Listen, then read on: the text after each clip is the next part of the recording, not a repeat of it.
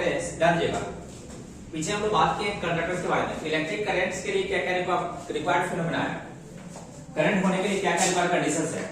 पहला बात हम लोग पीछे इलेक्ट्रोस्टैटिक्स कर चुके हैं, चार्ज के बारे में, चार्ज का ग्राउंड रोल है, चार्ज जब स्टैटिक फेज में हो तो क्या इलेक्ट्रोस्टैटिक की बात करेंगे, चार्ज जब स्टैटिक फेज में तो इलेक्ट्रोस्टैटिक की बात करेंगे, चार्ज जब मूविंग फेज में आ जाए तो हम करंट की बात करेंगे। करंट के लिए फ्री इलेक्ट्रॉन्स का मूवमेंट चाहिए, फ्री इलेक्ट्रॉन्स होते किसके पास है, कंडक्टर के पास, फ्री इलेक्ट्रॉन्स होते किसके पास है, कंडक्टर के पास। तो फर्स्ट हम ये बोल सकते हैं कि इलेक्ट्रिक करंट के लिए फर्स्ट जो रिक्वायर्ड कंडीशंस हुआ वो एक कंडक्टिंग वायर चाहिए, क्या चाहिए अपने, कंडक्टर, यानी कंडक्टर से हम बात करेंगे। हम शुरू करते हैं इलेक्ट्रिक करंट, इलेक्ट्रिक करंट हम लोग पहले इसको डिफिनेशन तो थोड़ा सा मैं जो 10th में आप लोग पढ़ चुके हैं, इसके बारे में वेल नोन है, इसके बारे में कि करंट कैसे क्या नहीं है ऐसा कुछ करके, है ना। तो हम लोग सिंपली बात करते हैं जितना से हमको जरूरत है। अभी पहले बात कर रहे हैं conductor,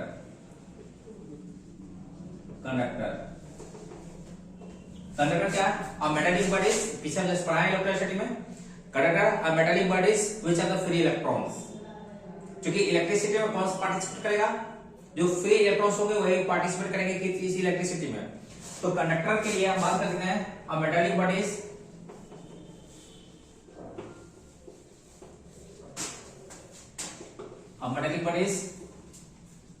that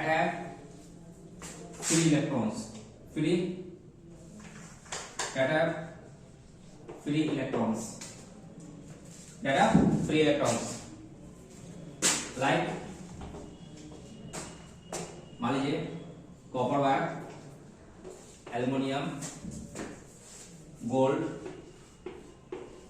AG, etc. Clear, clear. देखो कंडक्टर में दो तरह का, हम कंडक्टर की बात कर रहे हैं तो वहां दो तरह का इलेक्ट्रॉन्स होगा। इलेक्ट्रॉन्स भी हम लोग बेसिकली हम पीछे डिस्कस किए कंडक्टर के बारे में, इलेक्ट्रोस्टैटिक में इलेक्ट्रॉन यहाँ पे दो तरह के इलेक्ट्रॉन्स होगा जो आपके हमेशा पड़े हुए हैं, एक होगा बॉन्डेड,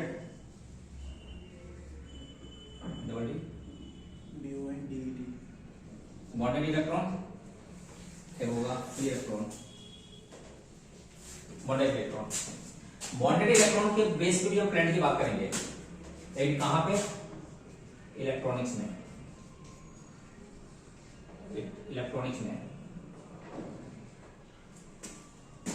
फ्री इलेक्ट्रॉन्स की बात करेंगे कहां पे, इलेक्ट्रिक करंट में। कहां बात करेंगे, इलेक्ट्रॉन दो तरह का होगा, कंडक्टर के पास इलेक्ट्रॉन्स कितने तरह का होगा, दो तरह का, जो एक बॉन्डेड इलेक्ट्रॉन होंगे, एक फ्री इलेक्ट्रॉन।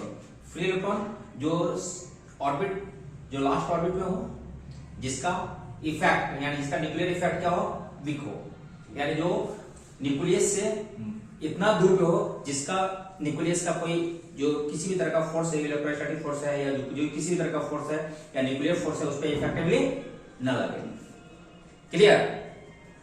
तो बॉन्डेड इलेक्ट्रॉन और फ्री इलेक्ट्रॉन्स, बॉन्डेड इलेक्ट्रॉन्स तत्काल ये नहीं टूटेगा, बाउंड्री इलेक्ट्रॉन भी फ्री होगा, लेकिन उसके लिए क्या एनर्जी अलग से फिर सप्लाई करना होगा।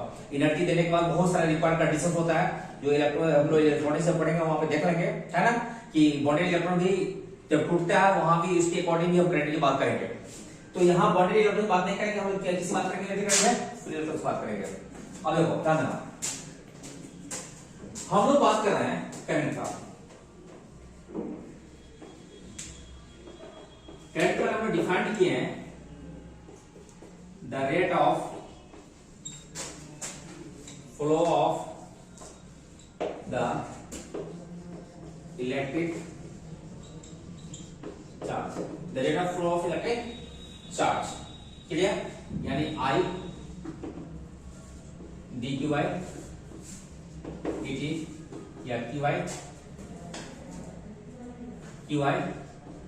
tq बोल सकते हो, delta q by delta tq बोल सकते हो,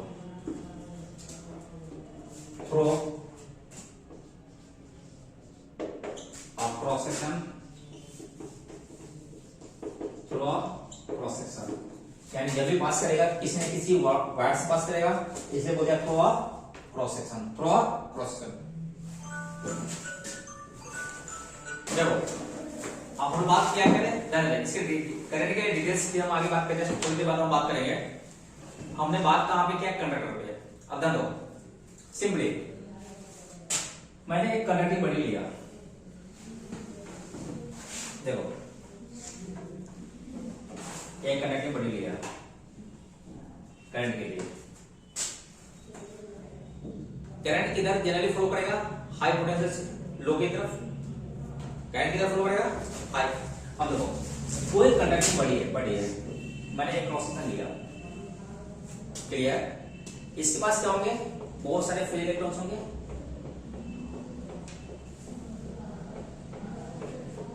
बहुत सारे इलेक्ट्रॉन्स क्या होंगे, इसके पास फ्री इलेक्ट्रॉन्स होंगे नॉर्मली। अब ये फ्री इलेक्ट्रॉन्स ऑटोमेटिकली तो मूव नहीं करेगा, ऑटोमेटिकली मूव नहीं करेगा। करंट को समझने के लिए सबसे बेहतर है पानी को समझ लेना। वाटर की सप्लाई अगर समझ में आ जाता है, करंट समझ में आ जाएगा। वाटर घर में अगर आपका घर में अगर टंकी लगी होगी, टंकी कहां पे मोस्टली देखा जाता है, टॉप पे। दो तरह का फिनोमेनन होगा, पहले पानी कोई ना कोई नीचे से ऊपर पहुंचाया होगा, तब पानी ऊपर से घर के अंदर सप्लाई जाता है। तो पहले दो तरह की बात होगी वहां पे, कि पहले टंकी में पानी ऐसे नहीं पहुंचा होगा, या तो हम लेके जाए या कोई ना कोई एक्सटर्नल रिसोर्स की जरूरत पड़ी होगी, जिसकी जगह पे कौन काम किया होगा, मोटर काम किया होगा। मोटर पंप करके ही पानी ऊपर फेंका होगा।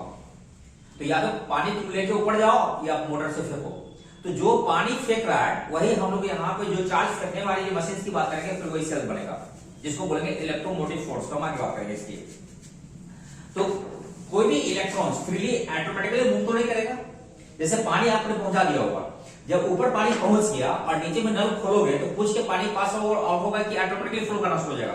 तो फ्लो से बात की है, क्योंकि आप में जो है पानी डाला गया है ना, उसमें क्या पोटेंशियल एनर्जी स्टोर हो गया है ना, और लोएस्ट पोजीशन से कहीं भी आप खोलते हो तो उसका प्रेशर बहुत ज्यादा है ऊपर से, है ना। प्रेशर ज्यादा होने के कारण तो ऑटोमेटिकली क्या हो गया, फ्लो करना शुरू हो गया। यानी कहने का सेंस हुआ, लो से हाई ले जाने के लिए किसी न किसी एक्सटर्नल रिसोर्स की जरूरत पड़ी। यानी लो से हाई जाएगा तो कोई ना कोई रिसोर्स चाहिए, कोई ना कोई रिसोर्स चाहिए, और हाई से जब लो होगा तो ऑटोमेटिकली आएगा। क्लियर। तो लो से हाई की बात हम सेल्स की बात करेंगे तो बात करेंगे, और जब हाई से लो की बात करेंगे ऑटोमेटिकली फ्लो हो जाएगा। जैसे पानी का फ्लो वैसा ही करंट का फ्लो। अब मान लो ये आप एक कंडक्टिंग वायर मैंने लिया, सिंपली ये वायर लिया, इसका फ्री इलेक्ट्रॉन्स है, तो ऑटोमेटिकली तो अगर तुम्हारे पास फ्री पैसा है तो ऐसा तो नहीं किसी रोड में फेंक दोगे या किसी को दे दोगे। जब तक उसको कोई ना कोई एजेंट उसको देने के लिए मतलब आपको प्रोसीड नहीं करे, कोई ना कोई रिक्वायरमेंट किसी को नहीं हो, तो थोड़े ना किसी को तो दे दोगे, तुमको जरूरत है मैं तुमको दे रहा हूं, ऐसा थोड़ा होता है। तुम मांगोगे फिर मैं दूंगा, ये होता है ये। तो यहाँ पे इसके पास कंडक्टर के पास क्या है, फ्री इलेक्ट्रॉन्स है, लेकिन है तो ऑटोमेटिकली मूव तो नहीं करेगा। इसके लिए क्या किया गया, हमने पोटेंशियल डिफरेंस दिया। मान लो इधर क्या है, V प्लस, इधर क्या दे दिया, V माइनस, पोटेंशियल डिफरेंस दे दिया। हाई से लो, अभी बताया हूं पानी की तरह, हाई से लो ऑटोमेटिकली फ्लो होता है। तो करंट की डायरेक्शन क्या होगी, हाई से लो ऑटोमेटिकली होगी, हाई से लो क्या होगी, ऑटोमेटिकली होगी। कोई दिक्कत, देखो अब यहां समझने वाली बात है, यहां पे समझने वाली बात क्या है, करंट तो क्या हाई से लो। अब करंट इलेक्ट्रॉन्स की तरफ पड़ेगा। हम लोग इलेक्ट्रिक करंट में बात किए थे जस्ट पीछे, कि अगर इलेक्ट्रिक करंट की जो डायरेक्शंस होती है, ये मान लो E है, ये Q है, तो इलेक्ट्रिक करंट क्या होता है, सॉरी इलेक्ट्रिक फील्ड क्या होता है, फोर्स पर यूनिट चार्ज, पीछे बनाया गया फोर्स क्या होगा, Q इंटू E। तो अगर इलेक्ट्रिक फील्ड के डायरेक्शन में अगर चार्ज पॉजिटिव है तो उसके डायरेक्शन फोर्स लगेगा, अगर चार्ज नेगेटिव है यानी Fe Q इंटू E। अगर Q प्लस होगा तो इलेक्ट्रिक फील्ड, Q माइनस होगा, Q प्लस होगा तो एलोंग इलेक्ट्रिक फील्ड, Q अगर माइनस हो जाएगा तो क्या होगा, इलेक्ट्रिक फील्ड के ठीक अपोजिट डायरेक्शन में फोर्स लगेगा। क्लियर। अब यहां पे ध्यान दो, हम लोग ये सब चीज इलेक्ट्रिक करंट में इलेक्ट्रोस्टैटिक में डिस्कस करके आ चुके हैं। क्लियर। अब यहां पे देखो यहाँ पे इलेक्ट्रिक करंट किधर जा रहा है, हाई लो की। इलेक्ट्रॉन्स क्या होता है, नेगेटिव या पॉजिटिव, नेगेटिव चार्ज। मैंने थोड़ा दूसरी बात, एक और चीज हम बात किए होंगे, क्या होगा, पोटेंशियल करंट में बताया होगा। पोटेंशियल करंट में बताया था आपको कि हमेशा जो पोटेंशियल जो होगा वो क्या होगा, इलेक्ट्रिक करंट के डायरेक्शन में क्या होता है, घटता है। इलेक्ट्रिक फील्ड के डायरेक्शन पोटेंशियल क्या होता है, घटता है। इलेक्ट्रिक फील्ड के डायरेक्शन पोटेंशियल क्या होता है, घटता है। तो यहां पे अब जी बताओ कि अगर यहां पे V प्लस लिए इधर V माइनस लिए हो तो इलेक्ट्रिक फील्ड की डायरेक्शन क्या होगी, हाई से लो की तरफ। इलेक्ट्रिक फील्ड की डायरेक्शन क्या होगी, हाई से लो की तरफ। अब चार्ज क्या है, यहाँ पे नेगेटिव है, चार्ज क्या है, नेगेटिव है। एक फिगर और देखो, देखो B प्लस था, B माइनस, करंट का डायरेक्शन क्या हो गया, ये हो गया। इलेक्ट्रिक फील्ड का डायरेक्शन क्या हो गया, हाई से लो की तरफ। यहाँ पे चार्ज क्या है, इलेक्ट्रॉन है, that mean negative. Electric force किधर लगेगा, पीछे की तरफ, क्योंकि चार्ज क्या है, नेगेटिव है। QV कोई दिक्कत, यानी कहने का मतलब हुआ इलेक्ट्रॉन्स का फ्लो किधर होगा, लो से हाई की तरफ। करंट किधर मूव करेगा, हाई से लो की तरफ। इलेक्ट्रिक फील्ड की डायरेक्शन क्या होगी, हाई से लो की तरफ, यानी इलेक्ट्रिक फील्ड का डायरेक्शन पैरेलल होगा करंट का डायरेक्शन, यानी current parallel to direction of electric field, that B B plus से B माइनस की तरफ। इलेक्ट्रिक फील्ड की तरफ B प्लस से B माइनस की तरफ। कोई दिक्कत, यानी electric current B parallel to electric field. Electric field किधर से होगा, हाई से लो की तरफ। और चार्ज यानी इलेक्ट्रॉन्स का मूवमेंट किधर होगा, B लो से B हाई की तरफ। यानी जिधर करंट मूव करेगा ठीक उसके डायरेक्शन, उल्टा डायरेक्शन में इलेक्ट्रॉन मूव करता है। या ऐसे हम बोल सकते हैं, in which direction electron be moving, है ना, in which direction electron be moving, current be start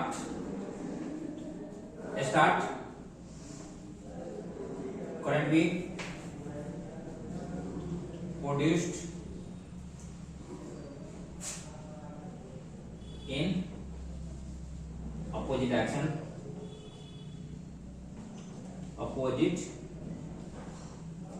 clear, in which direction electron be moving, current be produced in opposite direction, किसके opposite, जिधर चार्ज मूव करता है ठीक उसके उल्टा direction में क्या करंट प्रोड्यूस हो जाएगा।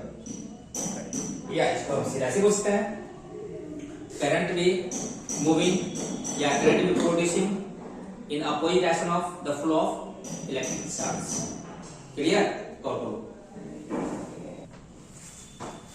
देखो तो आप लोगों को क्लियर हो गया ना डाटा, सिंपली मतलब क्लियर हम लोगों को डाटा हो गया। हम इसको कवर कर ले, सिंपल, एक कंडक्टिंग वायर,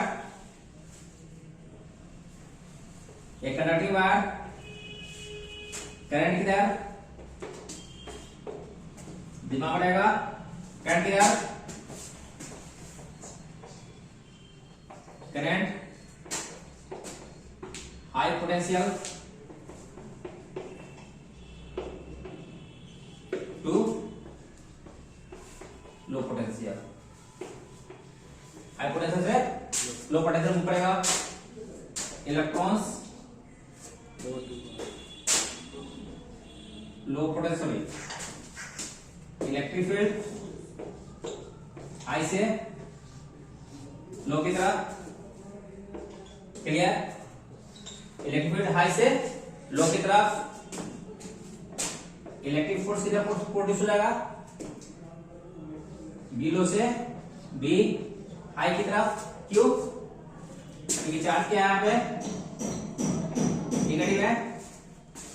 दिमाग रहेगा, कोई दिक्कत,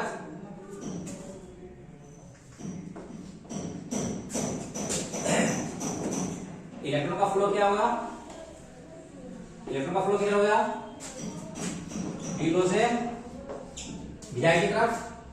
क्लियर, क्लियर। हम बोल सकते हैं द डायरेक्शन ऑफ, जस्ट दिखा दिया है, the direction of electric current,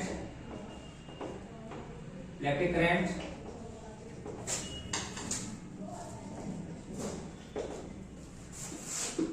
will be in the opposite direction of the flow of the electrons. Okay, उतारो ये ना।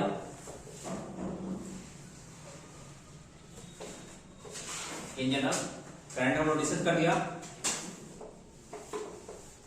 D Q by D T, delta Q by delta T, नहीं delta T by delta T through a cross section, D Q equals पे I into D T at B integral sign. नहीं, जबकि हिसाब से हम लोग इसकी भी बात करेंगे आगे, है ना। तो करंट का बात तो डिफरेंट फॉर्मेट में करेंगे, डिफरेंट डायमेंशन की बात करेंगे। देखो current in linear form, current will be in linear form।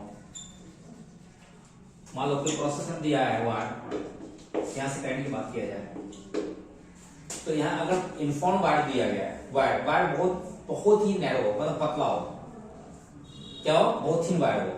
तो अगर थिन वायर होगा तो यहाँ पे इलेक्ट्रिक करंट की बात करोगे आप तो आई क्या लिखोगे, क्यूआरटी। आई क्या लिखोगे, क्यूआरटी। लीनियर फॉर्म में क्या लिखेगा, आई इक्वल टू क्यूआरटी। अगर सिंपली अगर ये मूवमेंट कर रहा है, अगर सिंपली अगर मूवमेंट कर रहा है तो हम लोग क्या बोल सकते हैं इसको, सिंपली हम क्या बोल सकते हैं, यहाँ पे कुछ नहीं, सीधे करंट इक्वल टू क्यूआरटी। अगर यानी चार्ज कितना फ्लो रहा है, क्यू दिया हुआ है, इतना टाइम में इतना चार्ज फ्लो किया किसी क्रॉस सेक्शन से, जितना जो दे रखा है चार्ज और टाइम क्या डिवाइड कर दोगे, रेशियो निकाल दोगे, वहां से क्या होगा, करंट निकल के आ जाएगा। क्लियर, और करो इन the form of cross section area। देखो मान लो इसका एरिया क्या दिया है, ये दिया है, एरिया क्या दिया है, ये दिया है, एरिया ये दिया है। अब बताइए हुआ इसे इलेक्ट्रॉन्स कितना पास कर रहा है। अगर ये क्रॉस सेक्शन हम लोग फ्रूट्स में पढ़े हैं, हम लोग जस्ट फ्रूट्स में हम लोग पीछे पढ़ के आए हैं कि अगर यहां से अगर बात करोगे, है ना, तो ये पर यूनिट सेक्शन से यानी क्रॉस सेक्शन से कितना पास कर रहा होगा। तो अगर नंबर ऑफ इलेक्ट्रॉन्स कितना, हम बात कर रहे हैं कि नंबर ऑफ इलेक्ट्रॉन्स n, है ना, पर सेकंड पास कर रहा है किसी क्रॉस सेक्शन से, तो टोटल इलेक्ट्रॉन्स कितना पास किया, n into e। नहीं, अगर इस क्रॉस सेक्शन से हम बात करें कि अगर n इलेक्ट्रॉन्स पर सेकंड पास कर रहा है,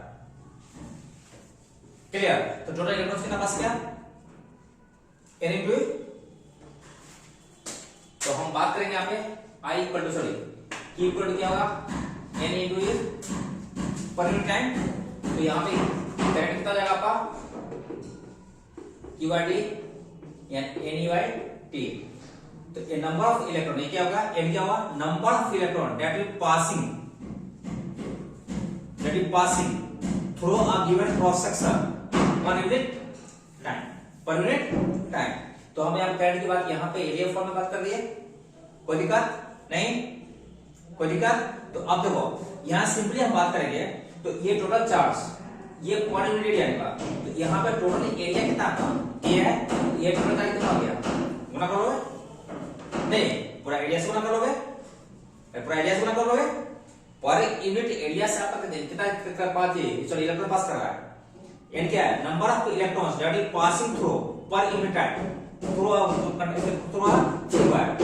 उसका एरिया कितना है, a है, तो कितना करंट पास किया, कितना चार्ज पास किया, NE A। क्लियर, यानी कितना हुआ, टोटल कितना हो गया,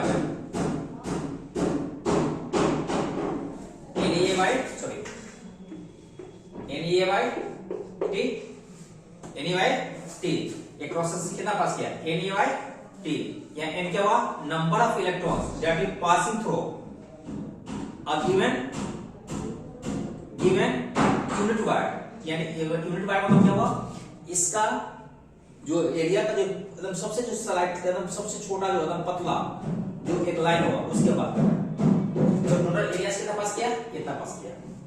अगर इसी को वॉल्यूमेट्रिक फॉर्म में देखेंगे, in case of volumetric form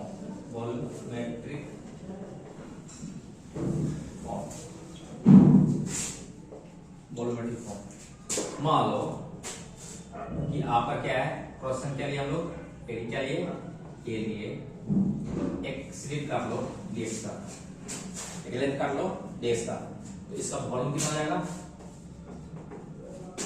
area into dx, area into dx।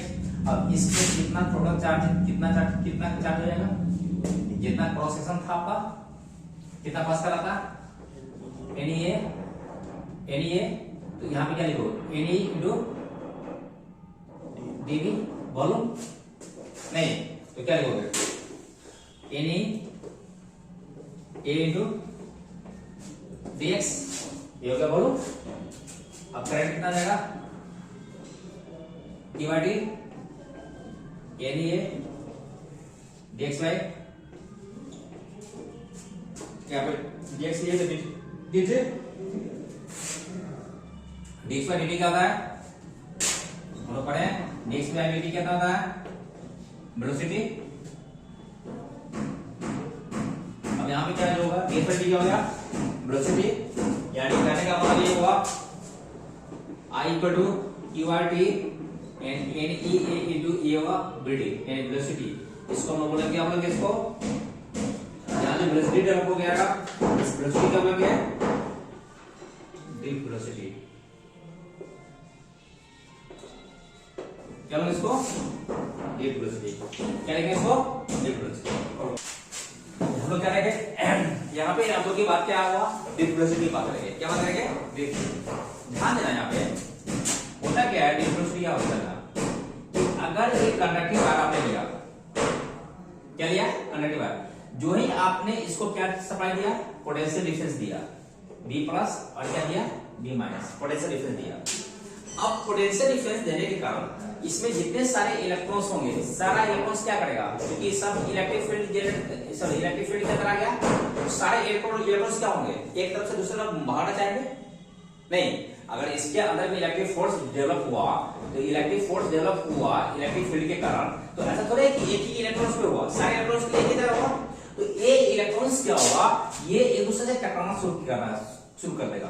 क्या करेगा, कोई सब एक, जैसे मान लो कि अगर पूरा एक क्लासरूम में अगर 100 बच्चे बैठे हुए हैं, किसी तरीके से अटेंडेंस हो जाए, तो सारा बच्चा अगर निकलने का गेट अगर एक ही होगी, तो सारा बच्चा एक ही गेट से निकलने की कोशिश करेगा, तो एक ही गेट से निकलने के लिए सारा बच्चे का टेंडेंसी भागने की होगी, तो सारा बॉडी एक दूसरे से क्या होगा, कोलाइड करना शुरू कर देगा, नहीं।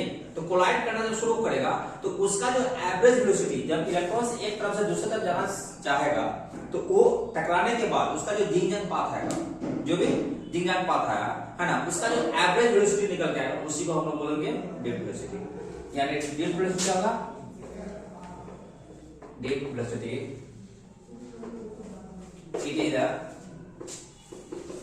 it is the average velocity of the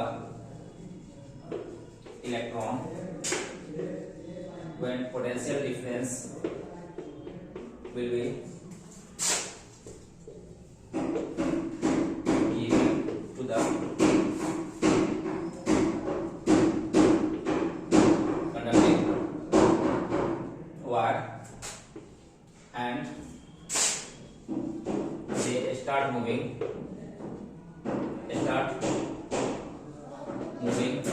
and collide each other,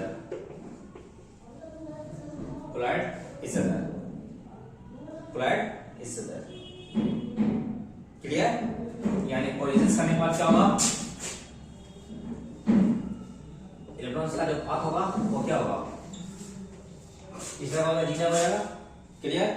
तो यही क्या होगा, रेसिप्रोसिटी क्या होगा। अब मान लो सिंपल बात कर रहे हैं, अगर वायर है, हमने वायर किया, क्लियर? इसका लेंथ क्या है, हम लोग मानते हैं एल लेंथ। लेंथ क्या है, एल है। पोटेंशियल कितना दिया आपने, डेल्टा वी, पोटेंशियल डिफरेंस दिया। क्लियर? आप पढ़े हो इलेक्ट्रिक फील्ड, इलेक्ट्रिक फील्ड कितना होता है,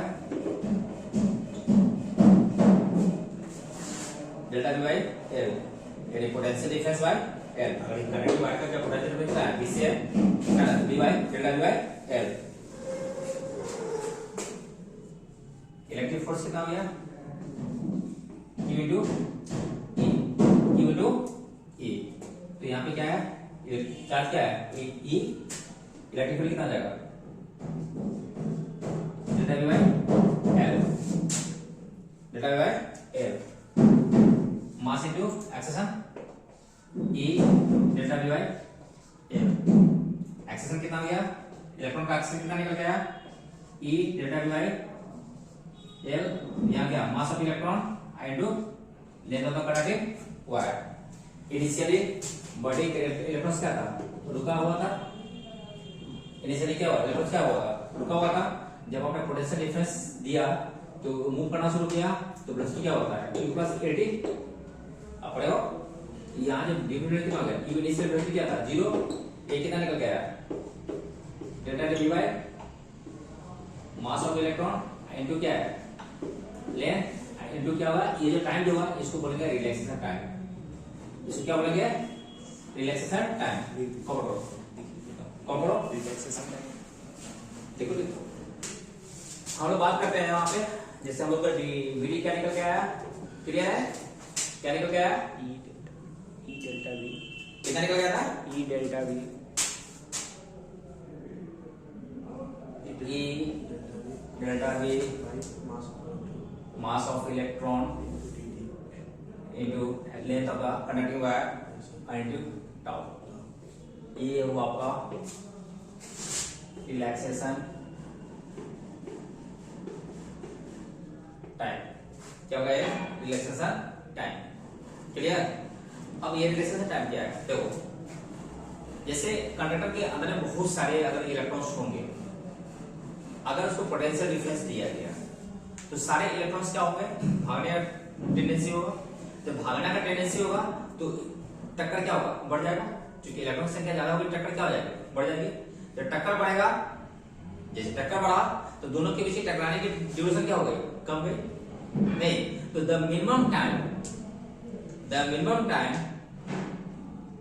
of the minimum time between the two electrons during the collision. Clear? तो हम रिलेशन टाइम क्या बोल सकते हैं,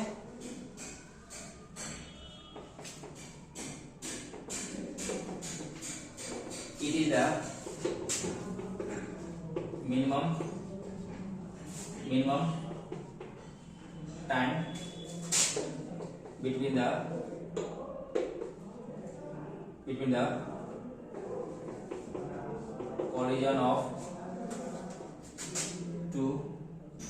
collision of two electrons. It is the minimum time between the collision of two electrons. दो इलेक्ट्रॉन्स को टक्कर करने की जो मिनिमम टाइम है उसको क्या बोलेंगे, रिलेशन टाइम बोलेंगे। क्या बोलेंगे इसको, रिलेशन टाइम बोलेंगे।